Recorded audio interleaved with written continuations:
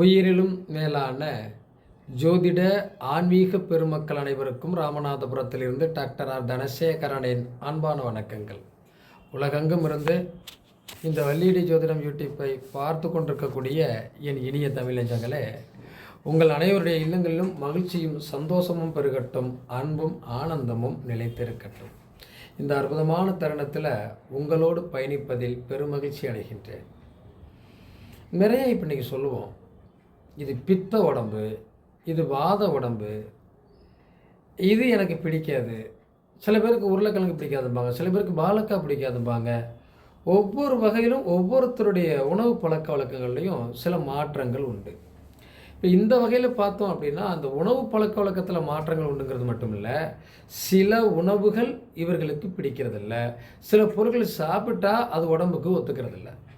இப்போ ஜோதிட ரீதியாக ஒவ்வொரு நட்சத்திரத்துக்குமான உணவுகளும் ஒரு நட்சத்திரத்துக்குமான எதிரியான வேதை நட்சத்திரங்களும் கூட உண்டு. அப்போ அதனாலேயும் சில சிக்கல்கள் வருது. அது மாதிரியான பொருள்களையும் நம்ம சில சமயங்களில் தொட்டும் தொடாமல் வச்சுக்கிறது நல்லதாக இருக்குன்னு நினைக்கிறேன். அப்படி தானே? சரி, இப்போ பார்க்கலாம். இப்போ காலபூஷனுக்கு நம்பர் 1 அப்படின்னு சொல்லக்கூடிய அஸ்வினி நட்சத்திரம். இந்த அஸ்வினி நட்சத்திரத்துக்கு வேதை நட்சத்திரம் அப்படின்னு நீங்கள் பார்த்தீங்கன்னா கேட்டையை தான் சொல்லுவோம். இப்போ இந்த கேட்டை நட்சத்திரம் வேதை, இந்த கேட்டை நட்சத்திரத்துக்கு உள்ள பொருள்கள்னால் வல்லாரை, அது மாதிரி செரிப்பழம், இதையெல்லாம் கூட நம்ம சொல்லுவோம். இப்போ இந்த பழங்களை எப்போ சாப்பிடக்கூடாது? அஸ்வினி நட்சத்திரக்காரங்களுக்கு கேட்ட நட்சத்திரத்தில் ஒரு கிரகம் இருந்து திசை நடத்துகிறது. அந்த காலகட்டங்களில் இந்த மாதிரி உணவுகளை நாம் தவிர்ப்பது நமக்கு பிரச்சனையை தராது. வேதை நட்சத்திரத்தில் இருந்து ஒரு கிரகம் திசை நடத்துகிற போது அது பிரச்சனையை கொடுக்கும் என்பது நாம் எல்லாருக்கும் தெரியும். அப்போ இந்த விஷயத்தை நாம் மனசில் எடுத்துக்கிட்டோம் அப்படின்னா பெரிய பாதிப்புகளில் அந்த தசாபத்தில் வருவதை தவிர்க்கலாம். இந்த பொருள்களை தானமாக கொடுப்பது சிறப்பு இல்லையா? அப்போது கண்டிப்பாக இந்த மாங்காய் சாதம் தானமாக செய்வதும் சிறப்பு அஸ்வினி நட்சத்திரத்துக்கு. பரணி நட்சத்திரத்துக்கு வேதை நட்சத்திரம் என்ன அப்படின்னு நீங்கள் பார்த்தீங்கன்னா அனுச நட்சத்திரம். இப்போ அனுச நட்சத்திரத்துக்கு உரிய விஷயம் என்னன்னு பார்த்தீங்கன்னா, பனை மரத்தில் வரக்கூடிய உணவுகள். இப்போ பனை மரத்தில் வரக்கூடிய உணவுகள்லாம் என்ன? பனங்கிழங்கு, பனம்பழம், பனங்கருப்பட்டி, இதெல்லாம் கூட இவர்களுக்கு சில உடல் நலத்தில் பாதிப்புகளை ஏற்படுத்தும் வேதை நட்சத்திரத்தினுடைய உணவுப் பொருள்கள் அப்படின்னு சொல்கிறோம்.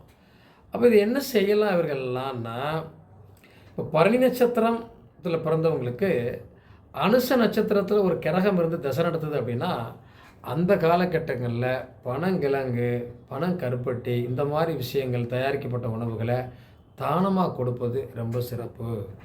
அது மாதிரி மட்டுமல்ல, வெண்பொங்கலை தானம் கொடுப்பதும் உங்களுக்கு வாழ்க்கையில் சிறப்பான ஒரு லட்சியத்தையும் ஒரு வாழ்க்கையினுடைய வழிகாட்டுதலையும் தரும். கார்த்திகை நட்சத்திரம், இதற்கு வேத நட்சத்திரம் எதுன்னு சொல்லுவோம் அப்படின்னா விசாக நட்சத்திரம். இப்போ ஒரு விசாக நட்சத்திரத்தினுடைய சாரத்தை வாங்கி ஒரு கிரகம் திசை நடத்துது அப்படின்னா அது வேதை நட்சத்திரத்தினுடைய திசை. அப்போ வேதைனா என்ன? நம்ம கஷ்டத்தை பிரச்சனையை கொடுக்கக்கூடிய நட்சத்திரம் தானே. அப்போ அவங்க கல்கண்டு, சப்போட்டா பழம் போன்றவைகளை அந்த நேரங்களில் சாப்பிடாமல் இருப்பது நல்லது. கருவேப்பிலை சாதப்பொடி செய்து தானம் கொடுத்தால் அந்த தசாபுத்திகளில் பெரிய பாதிப்பை தராது அப்படின்னு சொல்லுவாங்க. அது மாதிரி ரோகிணி நட்சத்திரத்துக்கு எதிரடி நட்சத்திரம் வேத நட்சத்திரம் அப்படின்னா சுவாதி. இந்த சுவாதி நட்சத்திரத்தில் ஏதாவது ஒரு கிரகம் இருந்து ரோகிணி நட்சத்திரத்துக்கு பிறந்தவங்களுக்கு தசை நடத்துன்னு வச்சுக்கோமே, அப்போ இந்த தசை நமக்கு ஏதாவது பாதிப்புகள் தருங்கிற ஒரு பயம் வருது இல்லையா? இந்த காலகட்டங்களில் இவங்க என்ன செஞ்சுக்கலாம் அப்படின்னா, தேன், காப்பி, உலர்ந்த திராட்சை, இந்த பொருள்களை சாப்பிட்றதை தவிர்ப்பதும், பருப்பு சாதத்தால் செய்யப்பட்ட உணவுப் பொருட்களை தானம் கொடுப்பதும் இவங்களுக்கு இந்த தசாபுத்திகள் வரக்கூடிய பாதிப்புகளை நாம் குறைச்சிக்கலாம். இது மாதிரி மிருக சீர்ஷ நட்சத்திரத்துக்கு எதிரி நட்சத்திரம் என்ன அப்படின்னா சித்திரை, அவிட்டம். பாருங்க, செவ்வாய்க்கு செவ்வாய் நட்சத்திரமே எதிரியாக இருக்குது. அப்போ மிருகசீரிஷ நட்சத்திரத்தை பிறந்தவங்க என்ன செய்யலாம்? தக்காளி சாதம் தானம் செய்யலாம். ஆப்பிள், பப்பாளி, சாத்துக்குடி போன்ற விஷயத்த, ஏன்னா இந்த மிருகசீரிஷத்துக்கு அவிட்டமும் சித்திரையும் வேத நட்சத்திரம். இந்த நட்சத்திரத்தில் ஏதாவது கிரகம் இருந்து மிருகசீரிஷ நட்சத்திரத்துக்கு திசை நடத்துது அப்படின்னா இந்த உணவுகளை அவர்கள் தவிர்ப்பது நல்லது. அந்த காலகட்டத்தில் தக்காளி சாதம், ஆப்பிள், பப்பாளி, சாத்துக்குடி, இப்போ இவைகள்லாம் நீங்கள் தானமாக கொடுக்கலாம், சிறப்பாக இருக்கும், பயப்பட வேண்டியதில்லை. சர்க்கரை பொங்கல் தானமாக கொடுப்பதும் அவர்கள் வாழ்க்கையில் ஒரு எழுச்சியையும் வளர்ச்சியையும் கொடுக்கும். திருவாதிரை நட்சத்திரத்துக்கு வேதை நட்சத்திரம் அப்படின்னா திருவோண நட்சத்திரம். இந்த திருவோண நட்சத்திரம், அந்த நட்சத்திரத்தில் ஒரு கிரகம் இருந்து திசை நடத்துகிறது என்று சொன்னால் கண்டிப்பாக சீத்தாப்பழம், இட்லி, கேசரி அதையெல்லாம் கொஞ்சம் தவிர்ப்பது நல்லது. எப்போ அந்த திருவோண நட்சத்திரத்தில் ஒரு கிரகம் இருந்து திசை நடத்துது அப்படின்னா, அப்போ அந்த காலகட்டத்தில் இந்த பொருள்களெல்லாம் தானமாக கொடுத்தோம்னாலும் வாழ்க்கையில் இனிமையும் மலர்ச்சியும் இருக்கும். அந்த திசாபுத்திகளில் நமக்கு பாதகத்தை செய்யாது அப்படின்னு நம்ம நம்பலாம். புனர்பூச நட்சத்திரம் இதில் நீங்கள் பிறந்திருக்கீங்க. உங்களுக்கு வேத நட்சத்திரம் என்றால் உத்திராட நட்சத்திரம். இந்த உத்திராட நட்சத்திரத்தில் ஒரு கிரகம் இருந்து அப்போது திசை நடத்த இருக்கிறதுனா அந்த காலகட்டத்தில் பலாப்பழம் சாப்பிடுவதை தவிர்ப்பது நல்லது. லட்டு மற்றவர்களுக்கு தானமாய் கொடுத்தால் அந்த திசாபுத்தியில் நமக்கு ஒரு பெரிய கெடு பலன்கள் வராது, தடுக்க முடியும். பூச நட்சத்திரத்தில் பிறந்திருக்கீங்கன்னு வச்சுக்கோங்க. உங்களுக்கு வேதை நட்சத்திரம் என்பது பூராடம். இப்போ பூராட நட்சத்திரத்துக்குரிய உணவுப் பொருட்கள் என்ன சொல்லலாம்? காளான், வெள்ளரிக்காய், பாசிப்பருப்பால் செய்யப்பட்ட உணவு, இதெல்லாம் சொல்லலாம். அப்போ பூச நட்சத்திரத்தில் பிறந்தவங்க பூராட நட்சத்திரத்தில் ஒரு கிரகம் இருந்து திசை நடத்துது அப்படின்னா இந்த உணவுகளை, அதாவது காளான், வெள்ளரிக்காய், பாசிப்பருப்பு உணவு இதெல்லாம் தானமாக கொடுக்கலாமே தவிர இவர்கள் சாப்பிடுவதை தவிர்ப்பது ரொம்ப சிறப்பாக இருக்கும். ஆயில்ய நட்சத்திரத்துக்கு வேதை நட்சத்திரம் என்றால் மூல நட்சத்திரம் அப்படின்னு சொல்லுவாங்க. இந்த மூல நட்சத்திரத்துக்குள்ள பொருள் என்ன? கொய்யாப்பழம். இந்த கொய்யாப்பழத்தை சாப்பிடுவதை தவிர்ப்பதும் கொய்யாப்பழத்தை மற்றவர்களுக்கு தானமாக கொடுப்பதும் இந்த காலகட்டத்தில். இப்போ ஆயிலி நட்சத்திரம் உங்களுக்கு பிறந்த நட்சத்திரம், மூல நட்சத்திரத்தில் ஒரு கிரகம் இருந்து திசை நடத்துதுன்னா நமக்கு கடுமையான பாதிப்புகளை கொடுக்கும். அந்த காலகட்டத்தில் இந்த கொய்யாப்பழத்தை வாங்கி மற்றவர்களுக்கு தானமாக கொடுத்தோம்னா அந்த பிரச்சனையிலிருந்து நம்ம தப்பிக்க முடியும். இப்போ மக நட்சத்திரத்தில் நீங்கள் ஒருத்தர் பிறந்திருக்கீங்க அப்படின்னா உங்களுக்கு வேதை நட்சத்திரம் என்பது ரேவதி. அப்போ இந்த ரேவதி நட்சத்திரத்தில் உங்கள் ஜாதகத்தில் ஏதாவது கிரகங்கள் இருந்து திசை நடத்துது அப்படின்னா நமக்கு ஒரு பெரிய பாதிப்புகளை தரக்கூடிய வாய்ப்பை ஏற்படுத்தி கொடுக்கும். அப்போ இந்த காலகட்டத்தில் நம்ம என்ன செய்யலாம் அப்படின்னா இலந்தை பழம் சாப்பிட்றத தவிர்க்கணும். கொத்தமல்லி சாதத்தையும் தவிர்க்கணும். அப்போ கொத்தமல்லி சாதம் என்பதை தவிர்ப்பது ரொம்ப ரொம்ப சிறப்பு. அப்போ நீங்கள் என்ன செய்யலாம்? இலந்த பழம், கொத்தமல்லி சாதத்தை மற்றவர்களுக்கு தானமாக கொடுப்பது சிறப்பு மட்டுமல்ல, உங்கள் வாழ்க்கை ஒரு பெரிய வளர்ச்சியை கொடுக்கக்கூடிய வாய்ப்பை ஏற்படுத்தி கொடுக்குறோம். அடுத்து பூர நட்சத்திரம். இந்த பூர நட்சத்திரத்துக்கு வேதை நட்சத்திரம், எதிரடி நட்சத்திரம்னா என்னது? உத்திரட்டாதி. இந்த உத்திரட்டாதி நட்சத்திரத்தில் பூர நட்சத்திரத்தில் பிறந்தவங்களுக்கு ஒரு கிரகம் இருந்து திசை நடத்துது அப்படின்னா நீங்கள் அன்னாசி பழம் சாப்பிடுவதையும் உளுந்த வடை சாப்பிடுவதையும் தவிர்ப்பது நல்லது. அப்போ இந்த அன்னாசி பழம், உளுந்த வடையெல்லாம் தானமாக கொடுக்கலாம். அந்த காலகட்டத்தில் ரொம்ப சிறப்பான பலனை நம்ம எதிர்பார்க்க முடியும். அதுபோல் உத்திர நட்சத்திரத்துக்கு வேதை நட்சத்திரம் என்பது பூரட்டாதி நட்சத்திரம். அப்போது உத்திர நட்சத்திரத்தில் பிறந்தவங்க பூரட்டாதி நட்சத்திரத்தில் ஒரு கிரகம் இருந்து உங்கள் ஜாதகத்தில் திசை நடத்துது அப்படின்னா அந்த காலகட்டத்தில் மாம்பழம் தானம் செய்வதும் கொண்டக்கடலை உணவு தானம் செய்வதும் சிறப்பு. அப்போ நம்ம உத்திர நட்சத்திரம் பிறந்தவங்களுக்கு புரட்டாதி நட்சத்திரத்தில் ஒரு கிரகம் இருந்து திசை நடத்துனா அந்த காலத்தில் இந்த உணவுகளை தவிர்ப்பது நல்லது. என்ன சார் உணவுகளை தவிர்ப்போம், எதை தான் சாப்பிட்றது? வாயு சம்மந்தப்பட்ட பிரச்சனை, ஏதோ உடல் உபாதைகளையோ அந்த உடல் உபாதையினால் வரக்கூடிய பிரச்சனைகளை தவிர்க்க முடியும், அவ்வளோதான். நம்ம சொல்ல முடியாது இந்த உடம்புக்கு இது ஒத்துக்காது அப்படிங்கிற மாதிரி. அப்போ இந்தந்த எதிரடை நமக்கு ஆகாத நட்சத்திரத்தினுடைய உணவுகள் நமக்கு பிரச்சனை கொடுத்துரும். அதுவும் அந்த திசாபுத்திகளில் மற்ற காலங்களை விட பயப்பட வேண்டியதில்லை. அதே மாதிரி அஸ்த நட்சத்திரத்துக்கு சதய நட்சத்திரம் தான் வேதை நட்சத்திரம் அப்படின்னு சொல்லுவோம்.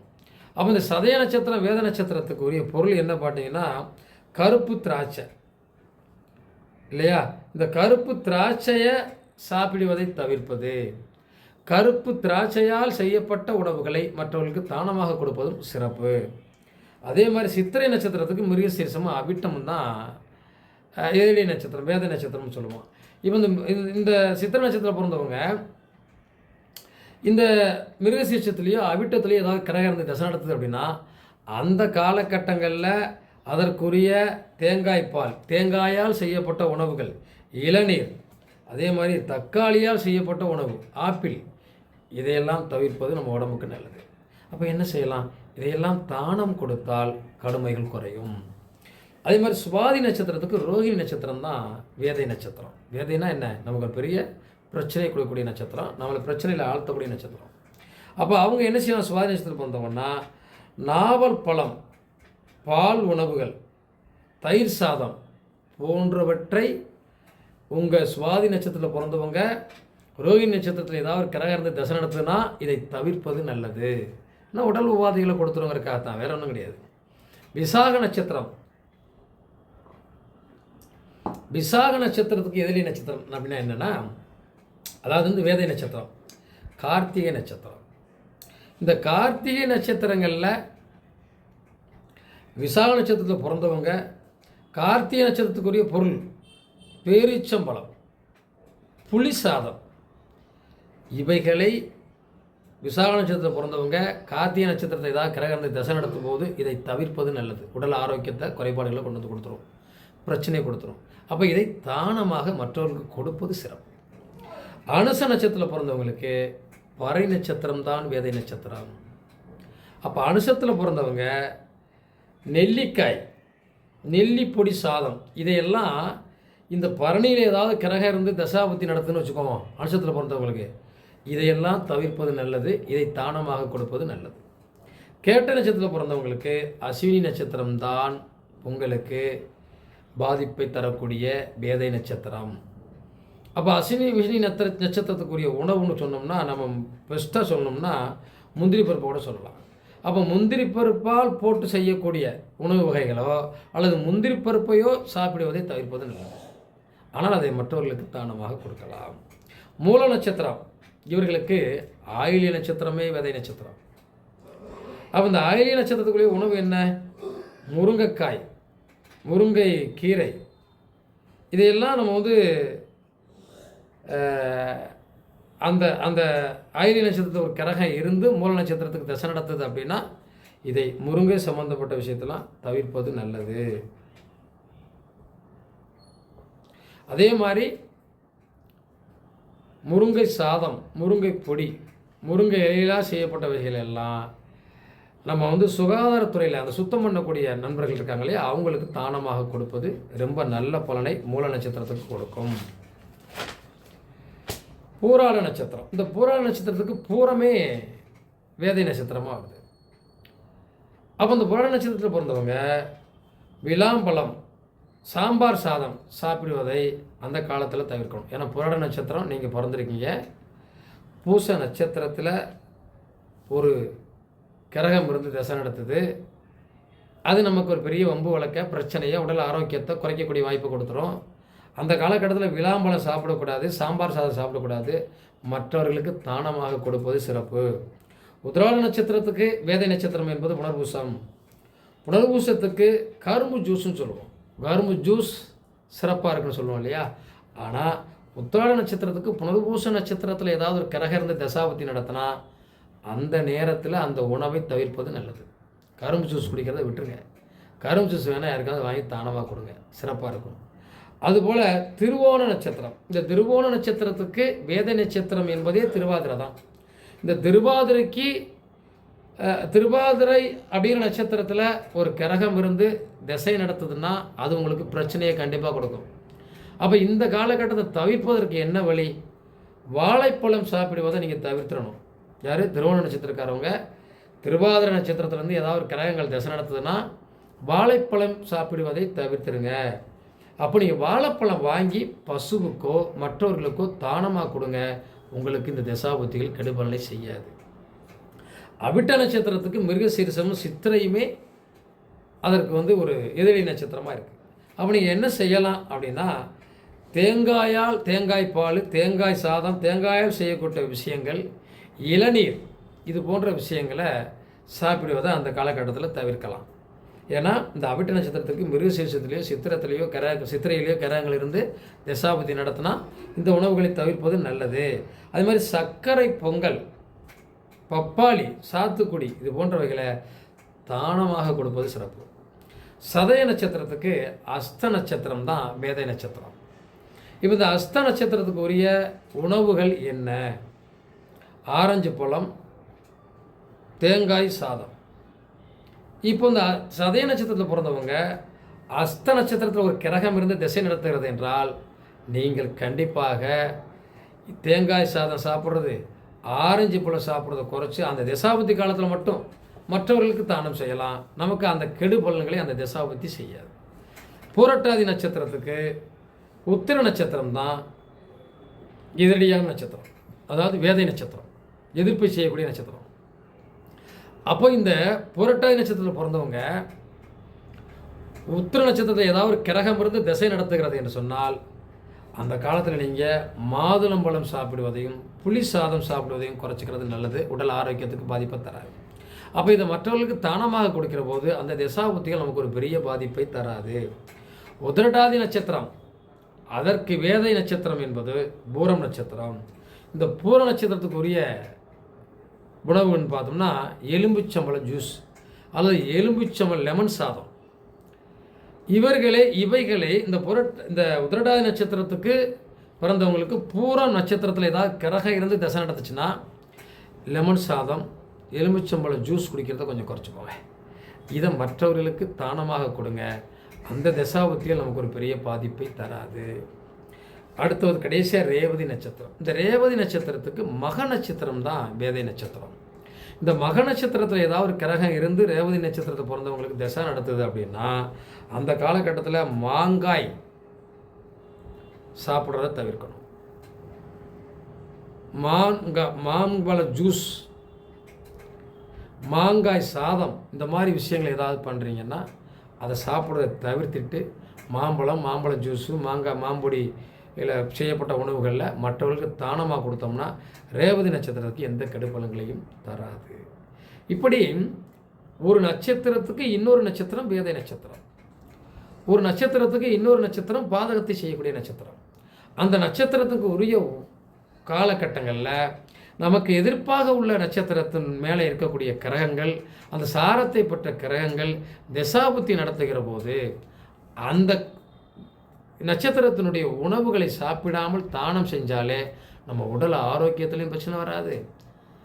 நமக்கு அந்த திசை எந்த வகையிலும் பாதிப்பை தராது. நன்றி, வாழ்க வளமுடன், வாழ்த்துக்கள். மீண்டும் ஒரு வீடியோவில் சந்திப்போம். கண்டிப்பாக அதை பார்த்துருக்கோங்க. லைக் பண்ணுங்கள், கமெண்ட் பண்ணுங்கள், ஷேர் பண்ணுங்கள், சப்ஸ்கிரைப் பண்ணாதவங்க பண்ணிடுங்க. அடுத்தடுத்த வீடியோவில் சந்திப்போம். நன்றி.